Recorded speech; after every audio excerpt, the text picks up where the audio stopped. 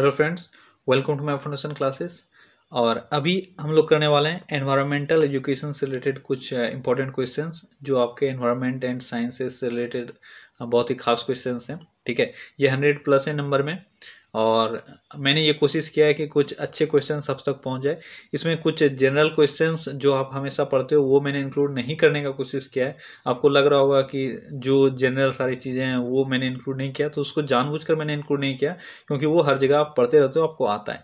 कुछ उससे अलग जो एग्जाम पॉइंट ऑफ व्यू से इंपॉर्टेंट है तो वो मैंने यहाँ पर इंक्लूड करने का कोशिश किया है। तो मैंने अभी इस पर क्वेश्चन इसलिए बनाया क्योंकि कुछ स्टूडेंट थे, एमएससी के रेगुलर स्टूडेंट हैं, उनका डिमांड था। ठीक है, उसमें से जैसे एक अशोक कुमार है, ये जनरली देखो एक्चुअली में होता है कि जब हम लोग पढ़ाते हैं किसी को तो फिर ये एक क्लासरूम का माहौल होता है। ठीक है, और आपके कमेंट्स जो होते हैं वो क्लास में आपका प्रेजेंस दिखाता है। जैसे आप क्लास में बहुत सारे स्टूडेंट रहते हैं लेकिन कुछ ऐसे स्टूडेंट रहते हैं जो हमेशा एक्टिव रहते हैं और टीचर को वो थोड़ा सा ज़्यादा पसंद आने लगते हैं क्योंकि वो लोग एक्टिव हैं, उनको पता है कि जो हम दे रहे हैं वो आप ले रहे हो। ठीक है, जैसे मैं कुछ स्टूडेंट का आज नाम लेता हूँ, एक है अशोक, फिर नितेश, आपका रविंद्र है, फिर नरेंद्र है, स्वाति है, क्रेजी मिक्सर है। इस तरह के कुछ ऐसे स्टूडेंट हैं जो हमेशा अपडेट रहते हैं। क्योंकि देखो होता है क्या है कि मैं जब वीडियो अपलोड करता हूँ तो आप में से कोई भी ऐसा है कि जो 1 या 2 दिन के अंदर जो कमेंट करता है, जो वीडियो को देखता है, तो उसका नोटिफिकेशन मेरे तक आता है। हाँ, आप लोगों में से बहुतों का ये शिकायत रहता है कि मैं वीडियो का कमेंट पढ़ता नहीं हूँ, उसका रिप्लाई नहीं करता हूँ। तो देखो यार, होता क्या है कि 1 या 2 दिन के अंदर अगर आप व्यू करते हो, कमेंट करते हो, तो वो फिर उसका नोटिफिकेशन आता है। लेकिन जो पुराना वीडियोस है उसका नोटिफिकेशन कभी कभी आता है, रेयर आता है, जनरली नहीं आता है। तो मुझे पता ही नहीं चल पाता है कि किसने कमेंट किया, किसने क्या कमेंट किया। अगर मैं पढ़ता हूँ तो ज़रूर रिप्लाई करता हूँ। ठीक है, लेकिन इन लोगों का जो जिस स्टूडेंट का मैंने नाम लिया, ये लोग बहुत ही रेगुलर हैं। और मुझे देखो, मैं जब खोलता हूँ वीडियो, आज का वीडियो कल जैसे मैंने उसको खोला तो जो भी कमेंट्स हैं वो मुझे दिख जाता है। तो ये सब ऐसे है ना, ऐसा नहीं कि सिर्फ इतना ही है, और भी बहुत सारे स्टूडेंट हैं जिनका मुझे नाम अभी याद नहीं हुआ है।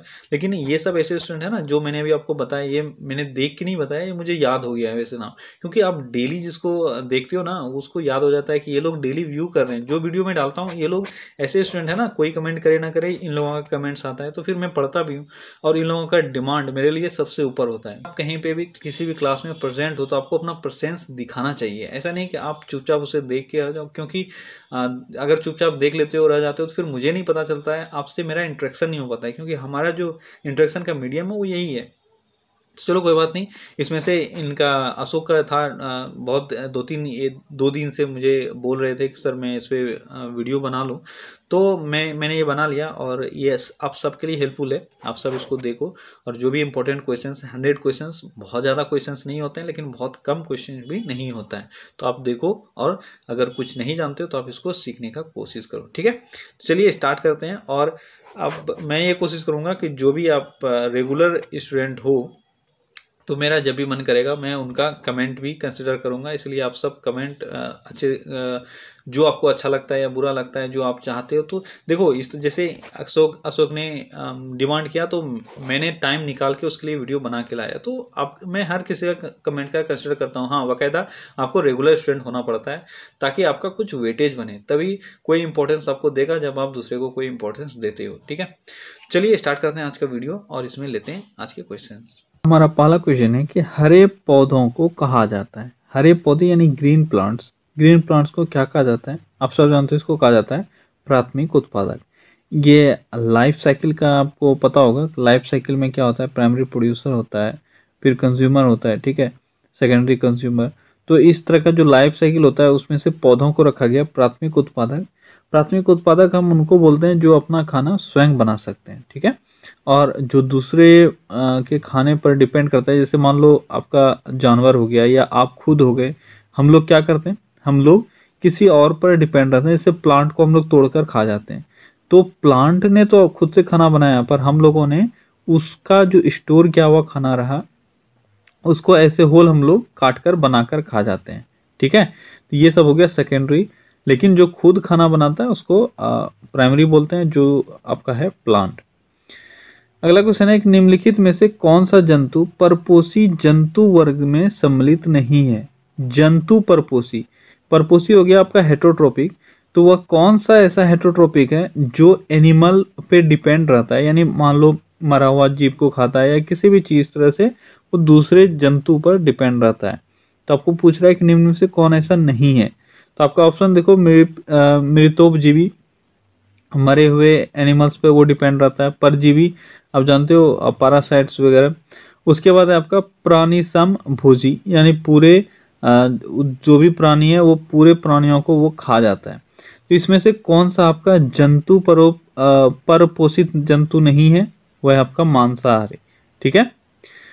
अगला क्वेश्चन है कि निम्नलिखित में से कौन सा जंतु परजीवी यानी पैरासाइट नहीं है। तो जंतु परजीवी कौन सा नहीं है, यह है आपका चींटी। कौन सा नहीं है, चींटी। और रेस्ट जो भी है देखो, मच्छर, जो खटमल, ये आप सब जानते हो कि ये सब जो है वह आपके शरीर से खून चूसता है और उसी पर वह जिंदा रहता है, लेकिन इसमें से चींटी इस कैटेगरी में नहीं आता है। अगला क्वेश्चन है कि निम्नलिखित में से कौन सा जंतु प्राणी समभोजी यानी होलोजोनिक नहीं है। तो कौन सा ऐसा, जो भी आपके ऑप्शंस में है, इसमें से कौन सा ऐसा है जो होलोजोनिक नहीं है, यह है मच्छर। मच्छर आपने अभी देखा कि ये पैरासाइट है और ये होलोजोनिक नहीं है। तो आप नाम याद रखना क्या क्या नाम आ रहा है। अगला क्वेश्चन है निम्नलिखित में से कौन सा जंतु सर्वाहारी नहीं है। सर्वाहारी आप जानते हो जो हम लोग है, यानी हर एक चीज को हम लोग खा जाते हैं, यानी आपका उसमें वेज भी आता है, नॉन वेज भी आता है, तो इसको हम लोग बोलते हैं सर्वाहारी। सर्वाहारी इसमें से कौन नहीं है, ये है आपका, और सारे ऑप्शन को देखो, इसमें से भेड़िया आपका सर्वाहारी नहीं है, यह सिर्फ मांस खाता है। अगला क्वेश्चन है कि निम्नलिखित में से कौन सा जंतु जल थलचर की श्रेणी में नहीं आता है। जल थलचर की श्रेणी में कौन सा नहीं आता है, जो भी आपके ऑप्शंस में है, यह है मेंढक। ये जल और थल चर श्रेणी में नहीं आते हैं, लेकिन व्हेल, मछली, गिलहरी, ये सब क्या है, ये सब है या तो जल श्रेणी में या थल श्रेणी में, लेकिन मेंढक जो है यह दोनों श्रेणियों में आता है। तो अच्छा क्वेश्चन था ये, इसमें से आपको थोड़ा सा कंफ्यूजन भी हो सकता है कि जल और थलचर, या तो जलचर हो जाएगा या थलचर हो जाएगा। ठीक है। तो इसमें से आपका बस मेंढक ऐसा है जो जिसको आप बोलते हो, क्या बोलते हो इसको, हम लोग बोलते हैं एम्फीबियन, जो आपका जल में भी रह सकता है और थल में भी रह सकता है। तो ये मेंढक। अगला क्वेश्चन है निम्नलिखित में से कौन पुष्प रहित पादप की श्रेणी में नहीं आता है। पुष्प रहित पादप यानी वैसे पौधे जिसमें फूल नहीं होते हैं, तो कौन सा ऐसा है आपके ऑप्शंस में, ये है आपका नागफनी। ठीक है। नागफनी पुष्प रहित पादप की श्रेणी में नहीं आता है और सब पुष्प रहित पादप हैं। अगला क्वेश्चन है निम्नलिखित में से कौन सा अनावृत बीजी पादप का उदाहरण नहीं है। अनावृत बीजी आप जानते हो दो तरह का पौधा होता है, आवृत बीजी, या तो आवृत बीजी होगा या अनावृत बीजी होगा। तो वही पूछा जा रहा है कौन सा अनावृत बीजी का उदाहरण है। तो ये है आपका पाइन। पाइन अनावृत बीजी का उदाहरण है। अब देखो इसमें जो भी टाइप्स हैं इसको आप देख लेना, बायो में अच्छा खासा एक्सप्लेनेशन इसका दिया हुआ रहता है और आपको आता भी होगा, इसलिए मैं ज़्यादा एक्सप्लेन इसको नहीं कर रहा हूँ।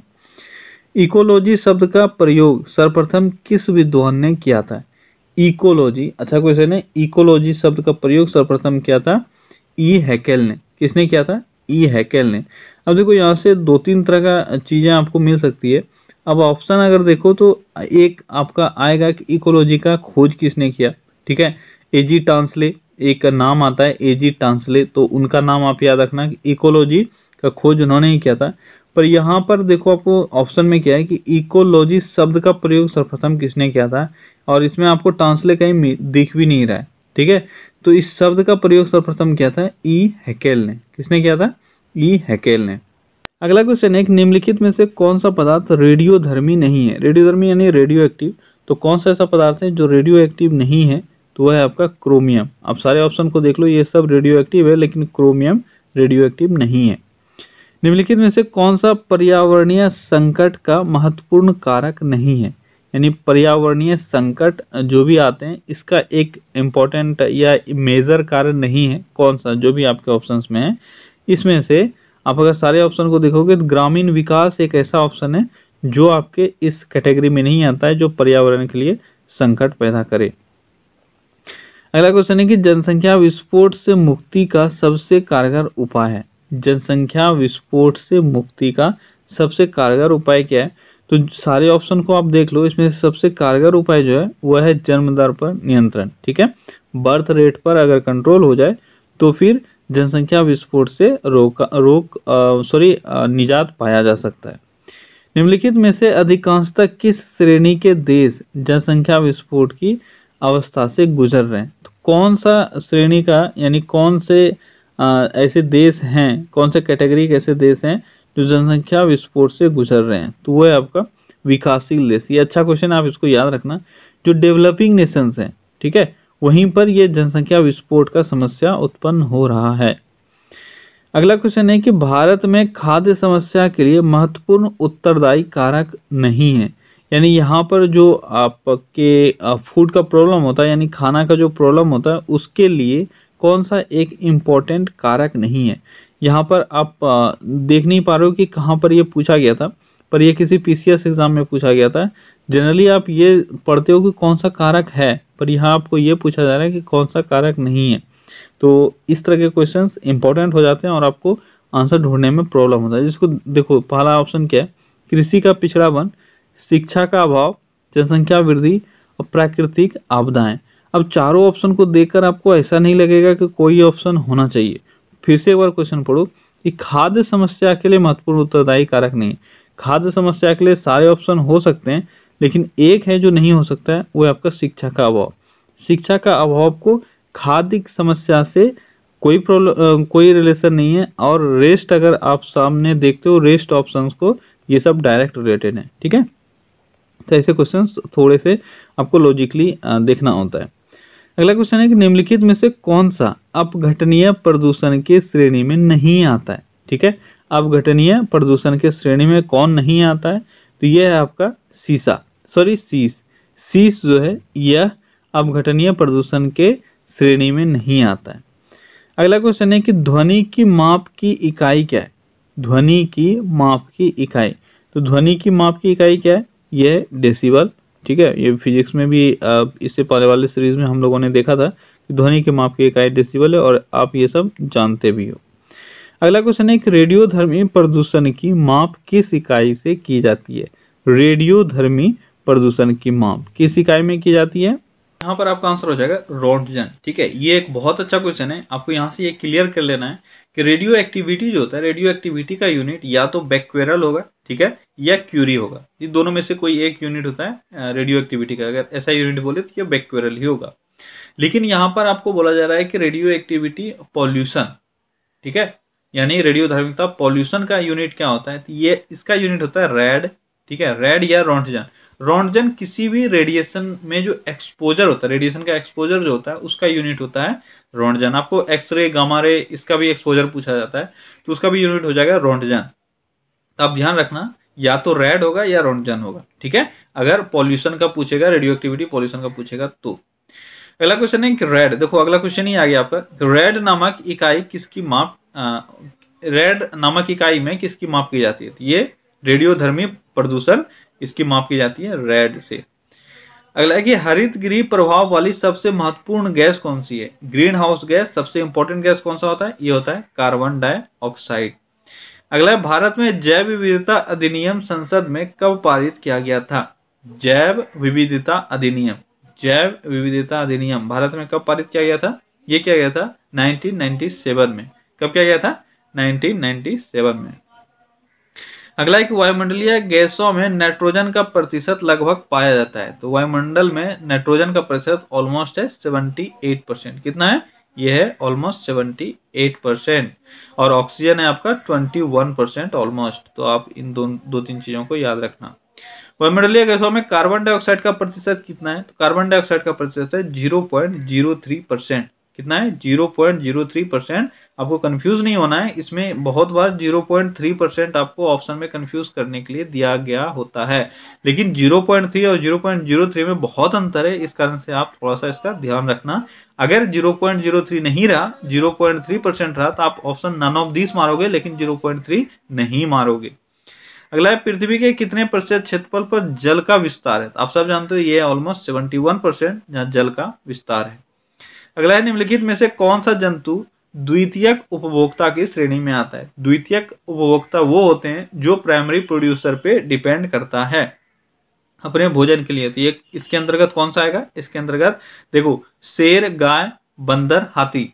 अब देखो हाथी, गाय, बंदर, अब इसमें से आपका द्वितीयक जंतु पूछा जा रहा है। ठीक है, अभी मैं भी थोड़ा सा कंफ्यूज हो गया था क्योंकि सारा है जो वो द्वितीयक ही है, लेकिन जंतु द्वितीयक उपभोक्ता, आपको थोड़ा सा कंसस भी रहना है कि जंतु द्वितीयक उपभोक्ता यानी वो सेकेंडरी कंज्यूमर जो किसी ना किसी जीव पर डिपेंड करते हैं। तब आपको क्लियर हो गया, ये है शेर। अगला है कि भारत के संपूर्ण भौगोलिक क्षेत्रफल के कितने प्रतिशत भाग पर वन पाए जाते हैं? तो भारत में ऑलमोस्ट वन जो है उसका कितना परसेंटेज है? तो उसका ऑलमोस्ट परसेंटेज 20%। ठीक है, 21% आपको ऑप्शन में रह सकता है।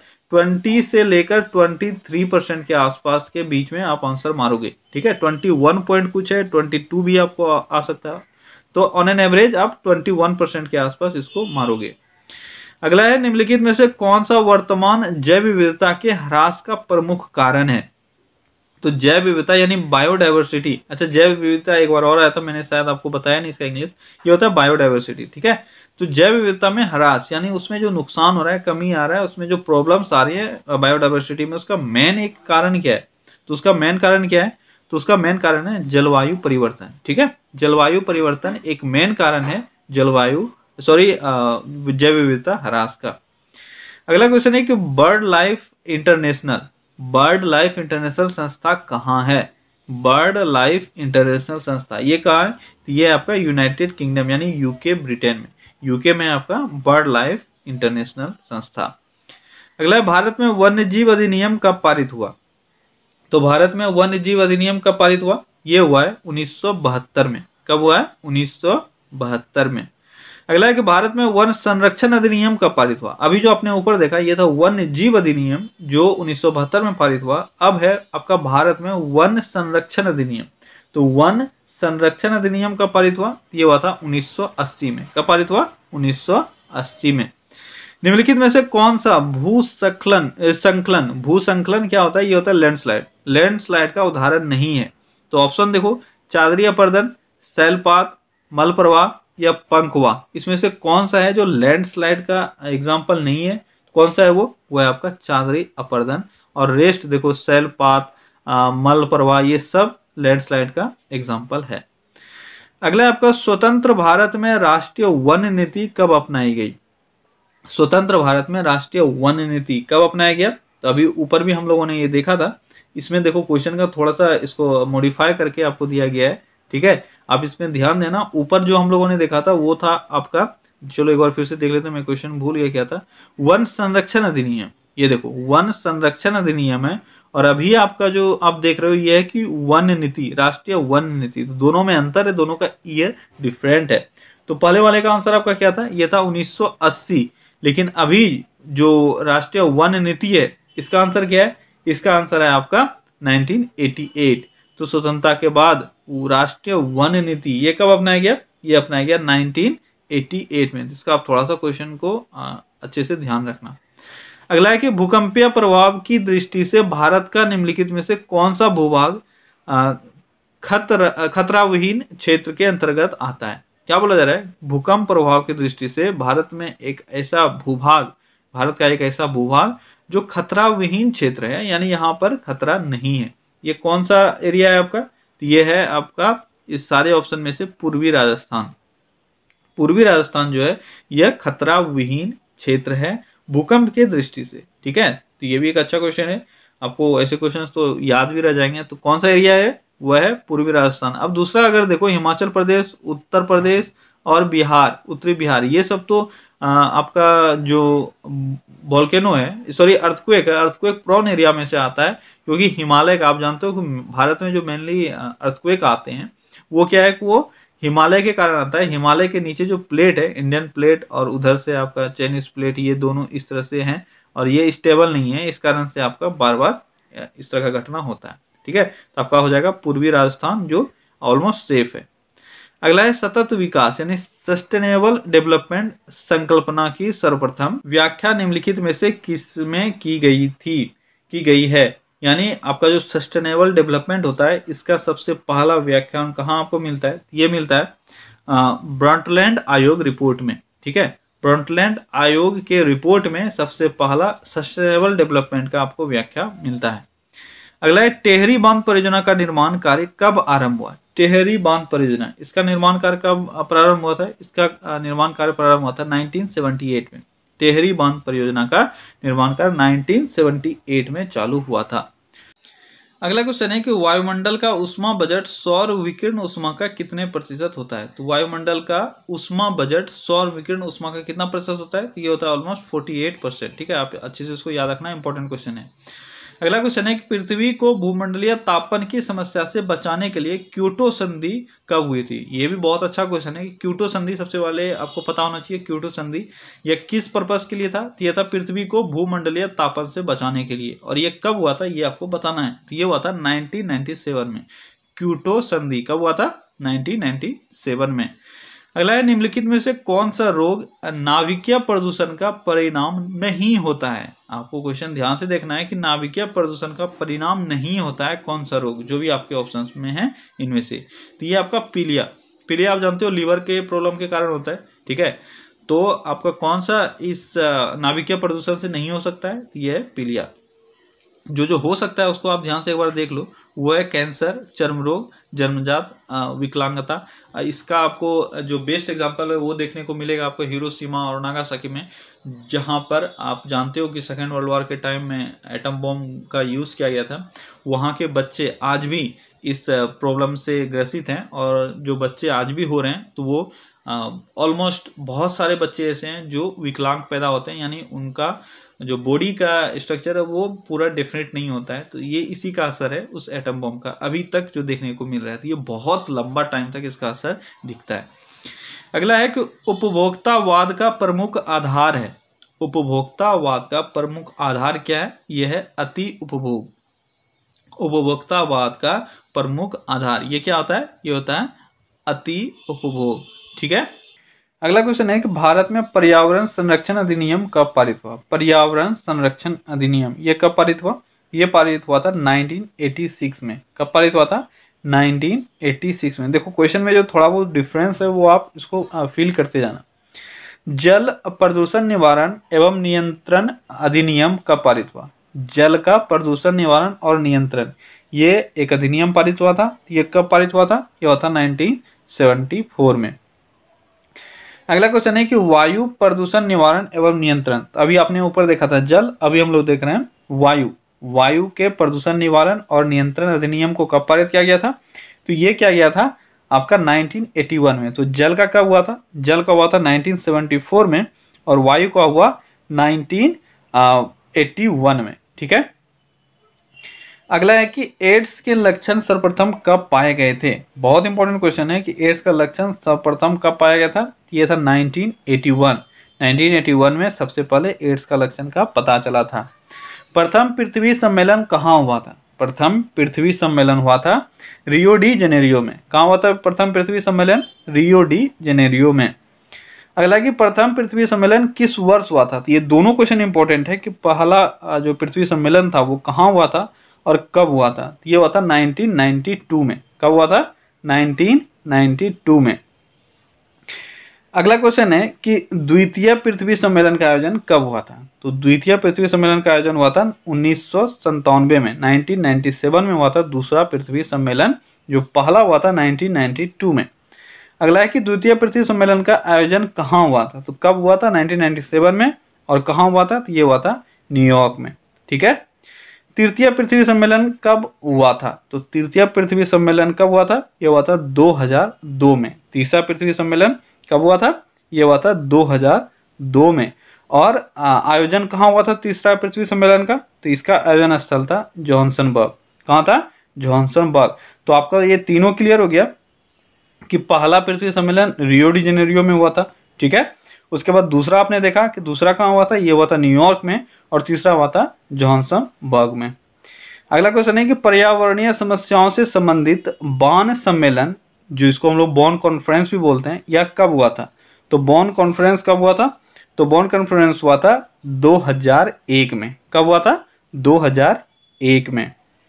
अगला क्वेश्चन है कि पर्यावरण संरक्षण के उद्देश्य से स्टॉकहोम में विश्व शिखर सम्मेलन कब हुआ था? पर्यावरण संरक्षण के उद्देश्य से स्टॉकहोम में विश्व शिखर सम्मेलन हुआ था। इसका आयोजन कब हुआ था? तो इसका आयोजन हुआ था 1972 में। कब हुआ था? 1972 में। अगला है कि निम्नलिखित में से किस बायोम का विस्तार सर्वाधिक क्षेत्रफल पर पाया जाता है? किस बायोम का विस्तार सर्वाधिक क्षेत्रफल पर पाया जाता है? तो ये है सवाना बायोम। किसका पाया जाता है? सवाना बायोम का सर्वाधिक क्षेत्रफल पर विस्तार पाया जाता है। अगला क्वेश्चन है कि शंकुधारी वनों में पाए जाने वाले वृक्ष सदाबहार होते हैं और इसका रीजन है कि ये वृक्ष कभी भी अपनी पत्तियां नहीं गिराते हैं। तो आपका इसमें एक स्टेटमेंट दिया हुआ है, दूसरा उसका रीजन है, आपको बताना है कि ये सही है गलत है। तो पहला स्टेटमेंट देखो, ये सही है कि शंकुधारी वनों में पाए जाने वाले वृक्ष जो होते हैं वह जनरली सदाबहार होते हैं, और सदाबहार का ये प्रॉपर्टी होता है कि वह कभी भी अपना पत्ती नहीं गिराता, यानी वह हर मौसम में पत्ती उसमें रहता ही रहता है। तो आपका सही आंसर हो जाएगा डी, सॉरी डी नहीं, आपका हो जाएगा ए। ठीक है, ए और आर दोनों सही है और आर व्याख्या भी सही है ए का। अगला क्वेश्चन है कि निम्नलिखित में से कौन मरुस्थलीय बायोम का महत्वपूर्ण विशेषता है? मरुस्थलीय बायोम का महत्वपूर्ण विशेषता कौन सा है? अब देखो इसमें हम लोग देख लेते हैं एक बार क्या है। कांटेदार पौधे, लंबी जड़ें और महालताएं और मोम की परत। तो कौन सा मरुस्थलीय बायोम जो होता है, यानी आपके डेजर्ट में जो प्लांट्स वगैरह उगते हैं, उसके लिए कौन सा स्टेटमेंट सही है?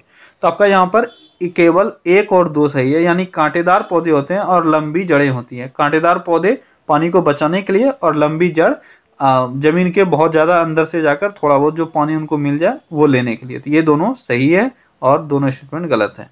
अगला क्वेश्चन है कि भूमध्य रेखीय वर्षावन बायोम की निम्नलिखित में से कौन सी विशेषता नहीं है? भूमध्य रेखीय वर्षावन बायोम, ठीक है, कौन कौन सी विशेषता इसकी नहीं है? चलिए देखते हैं पहला कौन सा स्टेटमेंट है कि चौड़ी पत्ती वाले वृक्ष। ये सही है कि भूमध्य रेखीय वर्षावन में चौड़ी पत्ती वाले वृक्ष होते हैं। दूसरा है कि निचले स्तर पर सघन झाड़ियां एवं फूलदार पौधे। ये गलत है, निचले स्तर पर सघन झाड़ियां और फूलदार पौधे नहीं होते हैं आपके भूमध्य रेखीय वर्षावन बायोम में। इसके बाद है लियानासा की अधिकता, ये भी सही है। और इसके बाद है परपोषित पौधों की अधिकता, ये भी सही है। अब देखो जहां पर बड़े पत्ते वाले वृक्ष होते हैं, यानी बड़े बड़े वृक्ष होते हैं, तो वहां पर परपोषित पौधे भी बहुत अधिक होते हैं, ये आपको समझना है। अगला क्वेश्चन है कि निम्नलिखित में से किस बायोम की प्राथमिक उत्पादकता सबसे अधिक है? तो प्राथमिक उत्पादकता सबसे अधिक किसकी होती है? ये होती है भूमध्य रेखीय वर्षावन बायोम की। ठीक है, अगला है टुंड्रा बायोम का सर्वाधिक विस्तार पाया जाता है। टुंड्रा बायोम, टुंड्रा बायोम का सर्वाधिक विस्तार कहाँ पाया जाता है? तो ये पाया जाता है उत्तरी अमेरिका में। कहाँ पाया जाता है? उत्तरी अमेरिका में। अगला एक निम्नलिखित में से किस बायोम को बोरियल बायोम भी कहा जाता है? बोरियल बायोम के नाम से भी जाना जाता है किस बायोम को? इंपॉर्टेंट क्वेश्चन आप याद रखना कि बोरियल बायोम किस बायोम को जाना जाता है? तो ये जाना जाता है शंकुधारी वन बायोम को। ठीक है, और ऊपर आपने देखा शंकुधारी वन बायोम में किस तरह का पौधा पाया जाता है, किस तरह का प्लांट पाया जाता है? ये पाया जाता है आपका एवरग्रीन प्लांट, ये भी आपको याद रखना है। अगला है कटिंगा वनस्पति निम्नलिखित में से किस देश में पाई जाती है? कौन सी वनस्पति? कटिंगा वनस्पति। कटिंगा वनस्पति किस देश में पाई जाती है? तो ये पाई जाती है ब्राजील में। कटिंगा वनस्पति कहाँ पाई जाती है? ब्राजील में। अगला कटिंगा वनस्पति निम्नलिखित में से किस प्रकार की वनस्पति है? तो कटिंगा जो ब्राजील में मेनली पाया जाता है वह किस प्रकार का वनस्पति है? तो ये है आपका कटिंगा वनस्पति, सॉरी कटीली वनस्पति। कटिंगा जो होता है ये कटीला तरह का वनस्पति है जो मेनली पाया जाता है ब्राजील में। अगला है निम्नलिखित में से कौन एक मुख्य रूप से ओजोन क्षरण के नियंत्रण से संबंधित है? यानी ओजोन क्षरण, ओजोन डिप्लेशन जो हो रहा है, ठीक है, उसको कैसे नियंत्रण कर सकें, इससे संबंधित निम्न में से कौन सा है? कौन सा सम्मेलन या प्रोटोकॉल ऐसा है जो उसके लिए था? तो ये आपका मॉन्ट्रियल प्रोटोकॉल या मॉन्ट्रियल संधि, ये था ओजोन डिप्लेशन से रिलेटेड, जो आपको याद रखना है। अगला है आपको 2 टेबल दिया हुआ है और आपको मैच करना है। तो पहला है मांसाहारी, स्वपोषित, प्राथमिक उपभोक्ता और अपघटक। इससे मैच करना है कि किस पोषण स्तर का ये सब है। तो सबसे पहले मैं सही आंसर बता देता हूँ। सही आंसर है इसका ग। ठीक है, अब चलिए मैच करते हैं। तो आपका पहला है मांसाहारी, तो मांसाहारी से आपका कौन सा रेट होगा? ये हो जाएगा 2, यानी 2, सॉरी ए इधर से इसको मैच किया गया है। ठीक है, ए है आपका पोषण स्तर 1। पोषण स्तर 1 में आपका कौन सा आएगा? ये आएगा स्वपोषित। आप जानते हो स्वपोषित जो ऑटोट्रोपिक हैं, जो अपना खाना खुद बनाते हैं, वो हैं पोषण स्तर 1 के। और पोषण स्तर 2 कौन से हो जाएंगे? पोषण स्तर 2 हो जाएंगे जो प्राथमिक उपभोक्ता है, जैसे ये हुआ प्लांट, ठीक है, ये आपका प्लांट। तो प्लांट अपना भोजन खुद बना सकती है, इस कारण से आपका जो प्राइमरी प्रोड्यूसर है ये हो गया पोषण स्तर 1, और जो डायरेक्टली इस प्लांट पर डिपेंड करते हैं वो हो गया पोषण स्तर 2, ठीक है। तो ये आपका प्राथमिक उपभोक्ता है। और इसके बाद पोषण स्तर 3 यानी थर्ड लेवल पे कौन आते हैं? तो थर्ड लेवल पे आता है आपका यह मांसाहारी। उसके बाद चौथा लेवल पे कौन आता है? ये है अपघटन। ये जो तीनों लेवल है, सॉरी चारों लेवल है, ये आपका लाइफ साइकिल का पूरा लेवल, ठीक है। आप देखो, आप ये प्लांट बनाते हो, प्लांट पे डिपेंड कौन करता है? तो प्लांट अपना खाना खुद बना सकता है, ठीक है। तो प्लांट पे डिपेंड कौन करता है? ये हर्बीवोरस, जो आपका शुद्ध घास खाने वाला या शुद्ध जो आप जिसको आप बोलते हो हर्बीवोरस, यानी इसको हिंदी में क्या बोलते हैं? शाकाहारी, ठीक है। इसके बाद आपका आता है मांसाहारी, जिसको इंग्लिश में हम लोग बोलते हैं कार्निवोरस, ठीक है, कार्निवोरस, जो आपका थर्ड लेवल पे है। और चौथा लेवल पे कौन आता है? ये आपका डिकम्पोजर्स, जिसको अपघटक बोलते हैं, जिसमें आपका बैक्टीरिया वगैरह या जो भी चीज ऐसे जो मरा गला सड़ा जो है उसको फिर से डिकम्पोज करके मिट्टी में मिला देता है, तो उसको बोलते हैं डिकम्पोजर्स। तो इस तरह से आपका पूरा साइकिल चलता रहता है, ठीक है। तो आपका सही आंसर कौन सा था? गता। ये सब आपको आना चाहिए। अगला क्वेश्चन है कि खाद्य श्रृंखला निम्नलिखित में से किस एक को संदर्भित करती है? खाद्य श्रृंखला आपका यही है, फूड चेन। तो फूड चेन में से निम्नलिखित में से किस एक को संदर्भित करती है? तो फूड चेन है आपका कि खाद्य पदार्थों का एक जैविक समुदाय से अन्य जैविक समुदाय में हस्तांतरण, ठीक है, इसी को हम लोग बोलते हैं फूड चेन। क्या होता है फूड चेन में? एक चीज को खाकर दूसरा जिंदा है, दूसरे को खाकर तीसरा जिंदा है, तीसरे को खाकर चौथा जिंदा है, इसी को हम लोग बोलते हैं फूड साइकिल। तो ये आपका हो जाएगा आंसर ग। अगला क्वेश्चन है कि विभिन्न जीवों के अंतर संबंधों तथा उनके भौतिक पर्यावरण के अंतर संबंधों के अध्ययन को क्या कहते हैं? इसको क्या कहते हैं? इसको कहते हैं पारिस्थितिकी। आप सब जानते हो कि जो भी लिविंग थिंग्स हैं, नॉन लिविंग थिंग्स, उन सबको मिक्स करके उनके स्टडी को क्या कहते हैं? ये कहते हैं पारिस्थितिकी यानी इकोलॉजी, और इसको बोलते हैं इकोसिस्टम। तो परवाल विरंजन का मुख्य कारण क्या होता है? परवाल विरंजन का मुख्य कारण क्या होता है? ये होता है भूमंडलीय तापन। क्या होता है? भूमंडलीय तापन। अगला स्टेटमेंट फिर आपका एक कथन है और एक कारण है, तो चलिए पढ़ते हैं क्या है कथन। कथन है आपका कि बढ़ते पोषण स्तर के साथ ऊर्जा का सापेक्षिक ह्रास बढ़ता है। और जो कारण यानी रीजन दिया हुआ है वो क्या है कि बढ़ते पोषण स्तर के साथ प्रजातियों की गतिशीलता बढ़ती है। तो क्या ये सही कारण है? तो ये बिल्कुल सही है। ए और आर दोनों सही है, यानी बढ़ते पोषण स्तर के साथ साथ ऊर्जा का सापेक्षिक ह्रास होता है और बढ़ते पोषण स्तर के साथ साथ प्रजातियों की गतिशीलता भी बढ़ती है। अगला क्वेश्चन है कि निम्नलिखित में से कौन एक एजेंडा 21 से संबंधित नहीं है? एजेंडा 21 से क्या संबंधित नहीं है? ये है रियो सम्मेलन, ठीक है, और सब एजेंडा 21 से संबंधित है, यानी मॉन्ट्रियल संधि, क्योटो संधि +5 सम्मेलन, ये सब एजेंडा 21 से संबंधित है, लेकिन रियो सम्मेलन एजेंडा 21 से संबंधित नहीं है। अगला क्वेश्चन है कि निम्नलिखित में से कौन सा एक डार्विन के प्रजातियों की उत्पत्ति के सिद्धांत से संबंधित नहीं है? तो डार्विन के प्रजातियों के उत्पत्ति का जो सिद्धांत है उससे रिलेटेड कौन सा थियरी नहीं है, जो भी आपके ऑप्शंस में दिए हुए? इसमें से आपका है आकस्मिक प्रजाति उद्भवन। डार्विन ने यह कभी नहीं कहा है कि कोई भी प्रजाति आकस्मिक रूप से उभर के आ सकता है, ठीक है। आकस्मिक प्रजाति उद्भवन यानी इवोल्यूशन, यानी उसमें किसी भी प्रजाति में आकस्मिक रूप से कोई भी इवोल्यूशन नहीं होगा। ये डार्विन के प्रजातियों से रिलेटेड जो प्रजातियों की उत्पत्ति का सिद्धांत है उससे संबंधित है। अगला क्वेश्चन है कि नगर केंद्र में उच्च तापमान वाले क्षेत्र को कहते हैं। नगर केंद्र में उच्च तापमान वाले क्षेत्र को क्या कहा जाता है? इसको कहा जाता है उष्माद्वीप। क्या कहा जाता है? उष्माद्वीप। अगला क्वेश्चन है कि कथन एक और इसका रीजन दिया हुआ है, फिर से जैसे आपको ऊपर दिया हुआ था, ठीक है। तो इसमें आपको बताना है कि सही है या गलत है। तो पहला स्टेटमेंट आपका क्या है कि वन विनाश द्वारा तीव्र गति से मृदा अपरदन होता है, ठीक है। वन विनाश द्वारा तीव्र गति से मृदा यानी मिट्टी का अपरदन यानी एरोजन होता है। अगला क्वेश्चन है कि तीव्र मृदा अपरदन द्वारा नदियों में बाढ़ आती है, ठीक है। ये दो स्टेटमेंट आपको दिया हुआ है। तो क्या देखो, ये दोनों स्टेटमेंट सही है।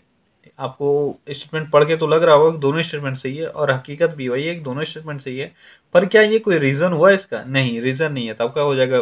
ख। ए और आर दोनों सही है, लेकिन आर व्याख्या नहीं है ए का, ठीक है। अगला क्वेश्चन है कि निम्नलिखित में से कौन एक जल प्रदूषण से संबंधित नहीं है? तो जल प्रदूषण से संबंधित कौन सा नहीं है? यह है नाइट्रिफिकेशन।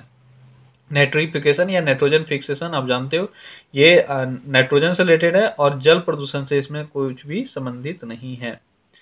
अगला है 1992 में पृथ्वी शिखर सम्मेलन हुआ था। तो 1992 में पृथ्वी शिखर सम्मेलन कहाँ हुआ था? ये हुआ था रियो डी जेनेरियो में। ये हम लोगों ने ऊपर भी देखा था, लेकिन आपने इसको थोड़े दूसरे तरीका से पढ़ा था। अगला है निम्नलिखित में से कौन सी गैस ओजोन परत क्षरण के लिए सर्वाधिक उत्तरदायी है? तो ओजोन अपक्षय जिसको आप बोलते हो या ओजोन डिप्लेशन के लिए कौन सा गैस सबसे अधिक उत्तरदायी है? ये आपका जो भी आपके ऑप्शंस में है इसमें से कौन सा गैस हो सकता है? वो है क्लोरीन गैस। ठीक है, CFC गैस होता है क्लोरोफ्लोरोकार्बन। क्लोरोफ्लोरोकार्बन ये मेन गैस है जो उत्तरदायी है, लेकिन यहाँ पर आपके ऑप्शन के हिसाब से क्या हो जाएगा? ये हो जाएगा क्लोरीन। ठीक है, अगला क्वेश्चन है कि भारत में संख्या यानी अर्सेनिक आप सब जानते हो। ठीक है, अर्सेनिक से प्रभावित भूगर्भ जल सर्वाधिक विस्तृत क्षेत्र में पाया जाता है। यानी कहाँ पर भारत में, जो भी आपके ऑप्शंस में है इनमें से कहाँ पर अर्सेनिक का सबसे ज्यादा प्रभाव है आपके अंडरग्राउंड वाटर में? ये कहाँ का है? ये आपका पश्चिम बंगाल। पश्चिम बंगाल में जो पानी है वह अर्सेनिक से बहुत अधिक प्रभावित है। अगला क्वेश्चन में फिर आपको दो स्टेटमेंट दिया हुआ है, कथन एक और रीजनिंग इसका रीजन दिया हुआ है।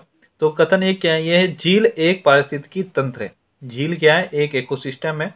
और इसका जो रीजन दिया हुआ है, यह सीमित आकार का जलाशय है। तो आपका सही आंसर क्या हो जाएगा? देखो, ये भी आपका स्टेटमेंट सही है कि यह एक इकोसिस्टम है, लेकिन यह सीमित आकार का जलाशय है। ये स्टेटमेंट, इसका कोई रीजन नहीं हुआ। ठीक है, दोनों स्टेटमेंट सही है पर ये रीजन नहीं है, तो आपका इसका भी आंसर हो जाएगा खा। अगला क्वेश्चन है कि पारिस्थितिकीय विकास जिसको बोलते हैं इको डेवलपमेंट। इको डेवलपमेंट का अर्थ क्या है? इको डेवलपमेंट का अर्थ क्या है? यह है आपका पारिस्थितिकी संतुलन कायम रखते हुए आर्थिक विकास। बहुत इंपॉर्टेंट है और इसी का अभी हमारे वर्ल्ड में जरूरत है। ठीक है, पारिस्थितिकी संतुलन कायम रखते हुए आर्थिक विकास। एक्चुअली में अभी हो क्या रहा है? इको डेवलपमेंट नहीं हो रहा है और आप आर्थिक रूप से विकास करते हो, इसका मतलब ये नहीं हुआ कि आप इकोसिस्टम को नुकसान पहुंचाओ, जो हम लोग अभी कर रहे हैं। तो ये इंपॉर्टेंट क्वेश्चन है, आपके आने वाले किसी भी एग्जाम के लिए आपको पूछा जा सकता है। अगला क्वेश्चन है कि निम्नलिखित में से किसकी उत्पादकता सबसे अधिक होती है? तो जो भी आपके ऑप्शंस में है इसमें से किसका उत्पादकता सबसे अधिक होता है? ये होता है सदाबहार वन का। एवरग्रीन प्लांट्स, इनका उत्पादकता सबसे अधिक होता है। फिर आपको दो स्टेटमेंट दिया हुआ है। ठीक है, स्टेटमेंट और रीजन आपको बताना है कि वो सही रीजन है या नहीं है। हर पौधे को प्राथमिक उत्पादक कहते हैं। बिल्कुल सही है, हर पौधे को प्राथमिक उत्पादक कह सकते हैं। और दूसरा है कि हरे पौधे सूर्य प्रकाश की सहायता से अजैव पदार्थों को जैव पदार्थ में परिवर्तित करता है। यह भी आपको सही लग रहा होगा क्योंकि सही ही है। और ग्रीन प्लांट्स जो होता है वो अपना खाना खुद बनाते हैं, यानी वो लोग अजैव पदार्थ को जैव पदार्थ में कन्वर्ट करके अपना काम चलाते हैं, इसीलिए हम लोग उसको बोलते हैं ऑटोट्रोपिक। तो आपका सही है और प्राथमिक उत्पादक भी ये है, इसका रीजन भी यही है। तो आपका सही आंसर हो जाएगा एक, यानी ए और आर दोनों सही है और आर सही व्याख्या भी है, सही एक्सप्लेनेशन भी है। अगला क्वेश्चन है कि निम्नलिखित में से कौन प्राथमिक उपभोक्ता नहीं है? प्राथमिक उपभोक्ता, आप इस पर ध्यान देना, प्राथमिक उपभोक्ता कौन नहीं है? कौन नहीं है? यह है आपका गिद्ध। गिद्ध आपका क्या है? ये वल्चर्स क्या होता है? ये पता होगा आपको कि मरे हुए चीजों पर डिपेंड करता है, यानी ये प्राथमिक उपभोक्ता नहीं है। प्राथमिक उपभोक्ता मैंने आपको बताया हुआ था, जो प्लांट्स पे डायरेक्टली डिपेंड रहते हैं वो होते हैं, यानी गाय, खरगोश, हाथी, ये सब प्राथमिक उपभोक्ता है। अगला क्वेश्चन है कि पारिस्थितिकी पिरामिड में मानव का स्थान कहाँ है? यानी ये जो इकोसिस्टम का पिरामिड है इसमें मानव का स्थान कहाँ है? तो मानव का स्थान कहाँ है? यह है सबसे ऊपर।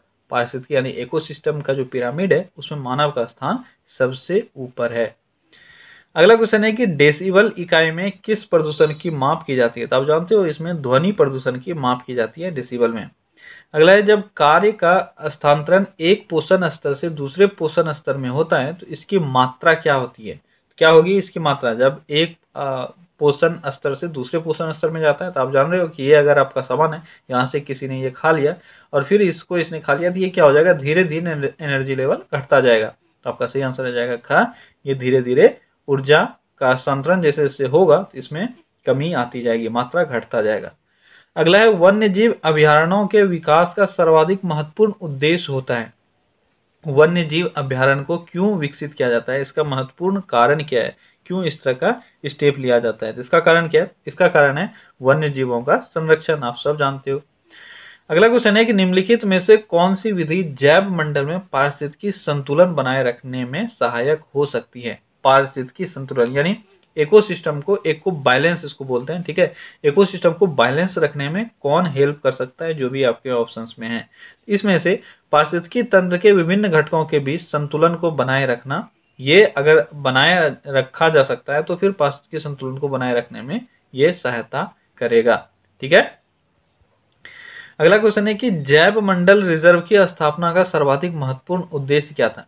जैव मंडल रिजर्व इसकी जो स्थापना की गई थी, इसका उद्देश्य क्या था? इसका उद्देश्य था जैव विविधता का संरक्षण, यानी बायोडाइवर्सिटी का संरक्षण। इसी के कारण से जैव आपका क्या है, जैव मंडल रिजर्व को बनाया गया था। अगला क्वेश्चन है कि चीता को निम्नलिखित में से किस पोषण स्तर में सम्मिलित किया जाता है? चीता, आप जानते हो चीता किस चीज पर डिपेंड करता है? तो चीता जो भी है वह डायरेक्टली डिपेंड करता है आपके जो मांस खाने वाले मतलब ये डायरेक्ट मांस पे ही डिपेंड करते हैं, यानी ये तीसरा स्टेज पे आ जाएगा। दूसरा स्टेज पे आप कौन आता है? जो हरे घास पौधे को खाता है, और जो इनको खाता है, जो घास वगैरह खाते हैं, तो इनको ये खाने वाले ट्रेसरी में आते हैं, यानी तीसरे पोजीशन पे आते हैं। तो ये चीता किस में आ जाएगा? ये जाएगा तृतीय में। अगला क्वेश्चन है कि मनुष्य को निम्नलिखित में से किस पोषण स्तर में सम्मिलित किया जाता है? तो मनुष्य को किस में सम्मिलित किया जाता है? मनुष्य आप जानते हो ये होता है सर्वाहारी, और इसको किस में शामिल किया जाता है? ये है चतुर्थ। सर्वाहारी यानी जो वेज भी खाता है, नॉन वेज भी खाता है, उसको हम लोग सर्वाहारी बोलते हैं, यानी ओमनीवोरस। और मनुष्य ओमनीवोरस है, हम लोग सब चीज खाते हैं। अगला कि एक पोषण स्तर से दूसरे पोषण स्तर में हस्तांतरित ऊर्जा के प्रतिशत को कहा जाता है? ये इंपॉर्टेंट क्वेश्चन है। क्या कहा जाता है इसको? जब एक लेवल से दूसरे लेवल में ट्रांसफर किया जाता है एनर्जी को, जिसको कहा जाता है पारिस्थितिकी क्षमता। क्या कहा जाता है?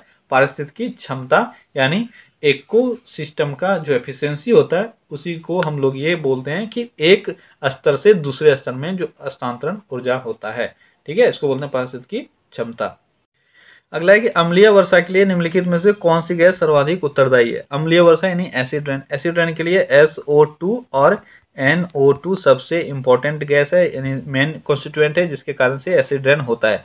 तो आपका यहाँ पर ऑप्शन है बी, सल्फर डाइऑक्साइड यानी SO2। और दूसरा कौन सा होता है? ये होता है NO2। आप दोनों याद रखना। अगला फिर से आपको एक स्टेटमेंट दिया हुआ है, एक रीजन दिया हुआ है, चलिए पढ़ते हैं क्या है स्टेटमेंट। पहला स्टेटमेंट है कि गहरे सागरीय क्षेत्र को जैव मरुस्थल कहा जाता है। गहरे सागरीय क्षेत्र को जैव मरुस्थल कहा जाता है, यह है आपका स्टेटमेंट 1। और स्टेटमेंट 2 है गहरे सागरीय क्षेत्र की उत्पादकता अत्यल्प होता है, यानी गहरा सागर के क्षेत्र में जो उत्पादक है, जो एफिशिएंसी है उत्पाद करने का, वह बहुत ही कम होता है। तो आपका जो सही आंसर है वह है 1। अब आपको लग रहा होगा कि ये पहला स्टेटमेंट शायद आप लोगों में से बहुतों ने कभी नहीं पढ़ा होगा कि ये क्या होता है। तो गहरे सागर क्षेत्र को जैव मरुस्थल कहा जाता है, जो डीप ओशन है, ठीक है, उसको जैव मरुस्थल कहा जाता है। ये स्टेटमेंट सही है। और दूसरा क्यों कहा जाता है? क्योंकि वहां का प्रोडक्टिविटी बहुत लो है। तो आपका सही आंसर हो जाएगा 1, यानी दोनों स्टेटमेंट सही है और सही रीजन भी है। देखो, ये इस तरह का क्वेश्चन इंक्लूड करने का मेरा मकसद था कि आपने पिछला बार भी एग्जाम में देखा होगा, और इस तरह अभी हर एक एग्जाम में ऐसा हो रहा है कि आपको रीजनिंग में भी जीके अच्छा खासा पूछ लिया जाता है, और आपको इस तरह के स्टेटमेंट्स वहां पर देखने को मिलता है। तो आपका जीके प्लस रीजनिंग इसमें दोनों कवर हो जाता है, इसलिए आपको इस तरह के स्टेटमेंट को तैयार करके रखना है। अगला क्वेश्चन आपको एक स्टेटमेंट दिया हुआ है और रीजन दिया हुआ है, चलिए देखते हैं क्या है स्टेटमेंट। मीथेन गैस एक महत्वपूर्ण ग्रीन हाउस गैस है। ये स्टेटमेंट बिल्कुल सही है। आप जानते हो methane gas green house gas का एक मेन कॉन्स्टिट्यूएंट है। और ग्रीन हाउस का गैस जैसे आप जानते हो कार्बन डाइऑक्साइड, मीथेन, फिर आपका वाटर वेपर, ठीक है, जलवाष्प, ये सारे हैं। तो इसका ये स्टेटमेंट सही हुआ।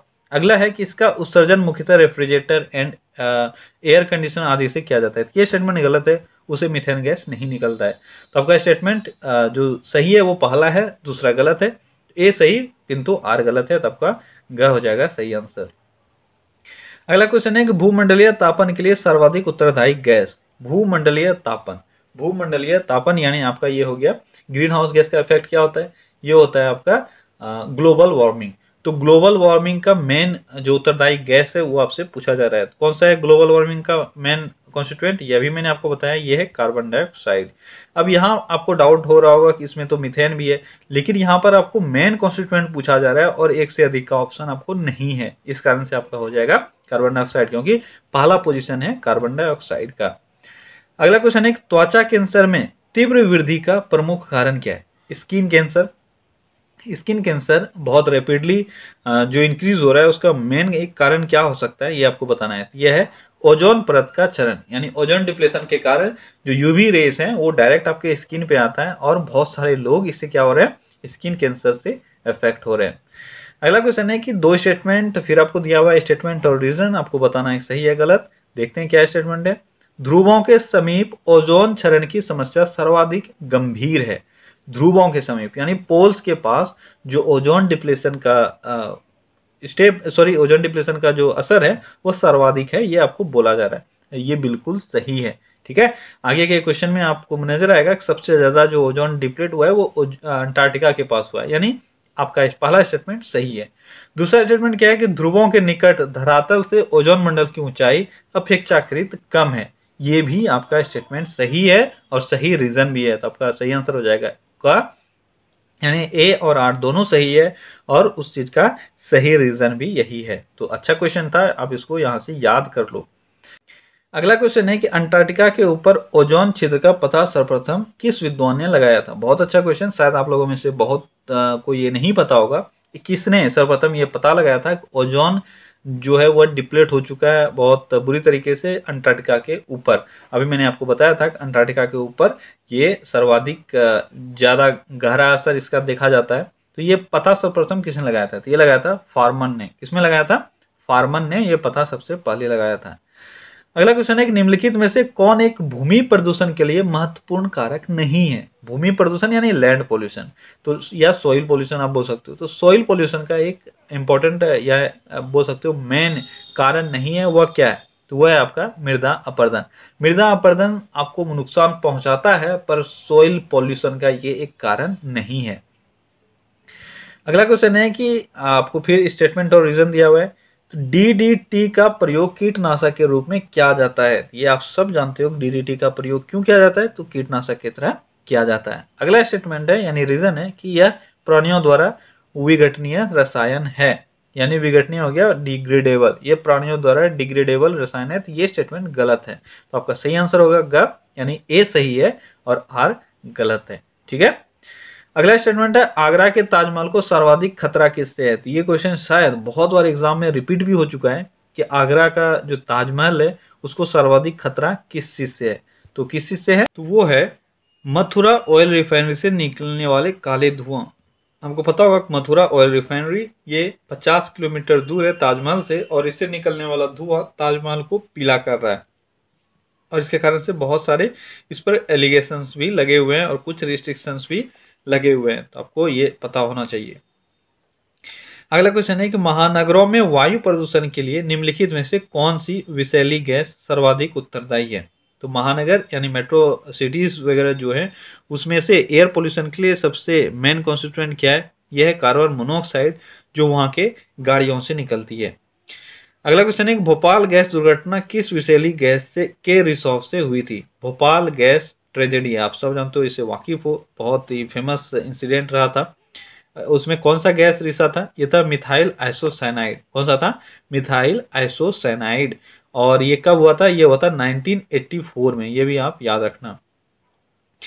अगला क्वेश्चन है कि वायु प्रदूषण के कारण होने वाली अम्ल वर्षा का सर्वाधिक महत्वपूर्ण तत्व क्या है? अम्ल वर्षा एसिड रेन, इसका मेन कारण क्या है? इसका मेन कारण है मेन कॉन्स्टिट्यूएंट क्या है? ये आपका सल्फ्यूरिक एसिड। क्या होता है इसका मेन कॉन्स्टिट्यूएंट कौन सा है? ये आपका सल्फ्यूरिक एसिड। अगला क्वेश्चन है कि महानगरों में सीसा वायु प्रदूषण का एक महत्वपूर्ण कारक है। सीसा यानी लेड। लेड वायु प्रदूषण का एक इंपॉर्टेंट कॉन्स्टिट्यूएंट है, ये आपको दिया हुआ है स्टेटमेंट में। इसका दूसरा रीजन है कि इसका उत्सर्जन मुख्यतः तापीय संयंत्रों में होता है। क्या ये दोनों स्टेटमेंट सही है? नहीं, पहला स्टेटमेंट सही है कि महानगरों में सीसा वायु प्रदूषण का एक महत्वपूर्ण कारण है। अभी मैंने आपको बताया था कि गाड़ी वगैरह से कार्बन मोनोऑक्साइड और लेड क्योंकि आपके जो फ्यूल है उसमें लेड होता है और वह बर्न होके पॉइजनस गैस के फॉर्म में आपको एटमॉस्फेयर में रिलीज करके देता है, जिसके कारण से आपको वो बहुत नुकसान पहुंचाता है। तो ये एक सही स्टेटमेंट है, लेकिन रीजन जो दिया हुआ है तापीय संयंत्रों से निकलता है, ये गलत है। मैंने अभी बताया कि यह वाहनों से यानी आपके व्हीकल से निकलता है। अगला क्वेश्चन है कि ओजोन परत के क्षरण को रोकने से मॉन्ट्रियल समझौता किस वर्ष किया गया था? ठीक है, ओजोन परत डिप्लीशन, इससे रिलेटेड है मॉन्ट्रियल समझौता या मॉन्ट्रियल संलेख आप इसको बोलते हो। तो और यह किस वर्ष हुआ था ये आपको बताना है। किस वर्ष हुआ था? ये हुआ था 1987 में। मॉन्ट्रियल संलेख इसको हम लोग बोलते हैं, ये हुआ था 1987 में। अगला क्वेश्चन है सन 1997 में जापान में क्योटो नगर में आयोजित पृथ्वी सम्मेलन का महत्वपूर्ण उद्देश्य क्या था? 1997 में क्योटो प्रोटोकॉल हुआ था, तो इसका जो मेन मोटिव था वो क्या था, इसका मेन एम क्या था? ये था भूमंडलीय तापन को रोकना। बहुत इंपॉर्टेंट क्वेश्चन है, आप याद रखना, आप मिक्स मत कर देना कि क्योटो प्रोटोकॉल था आपका ग्लोबल वार्मिंग से, लेकिन दूसरा अभी जो हम लोगों ने देखा था मॉन्ट्रियल संलेख, ये किससे? ये आपका ओजोन डिप्लेशन से। आपसे अलग अलग टाइप से क्वेश्चन पूछा जाता है, निम्न में से कौन ओजोन डिप्लेशन से रिलेटेड है, निम्न में से कौन आपका ग्लोबल वार्मिंग से रिलेटेड है, इस तरह के क्वेश्चन आपसे पूछे जाते हैं। अगला क्वेश्चन है निम्नलिखित में से कौन सा एक देश कार्बन डाइऑक्साइड गैस के उत्सर्जन के लिए सर्वाधिक उत्तरदायी है? तो ऑप्शन देख के आपको समझ में आ गया होगा कि कौन सा देश सर्वाधिक उत्तरदायी है, लेकिन आप कंफ्यूज भी हो सकते हो कि चीन है या अमेरिका है। तो यह है अमेरिका। कार्बन डाइऑक्साइड के उत्सर्जन के लिए जो सबसे इंपॉर्टेंट देश है, सबसे पहला स्थान जिस देश का है वह है अमेरिका, और फिर है इसमें चीन। अगला स्टेटमेंट है आपका कि एसिड वर्षा का पीएच 9 से 12 के मध्य होता है, एसिड रेन।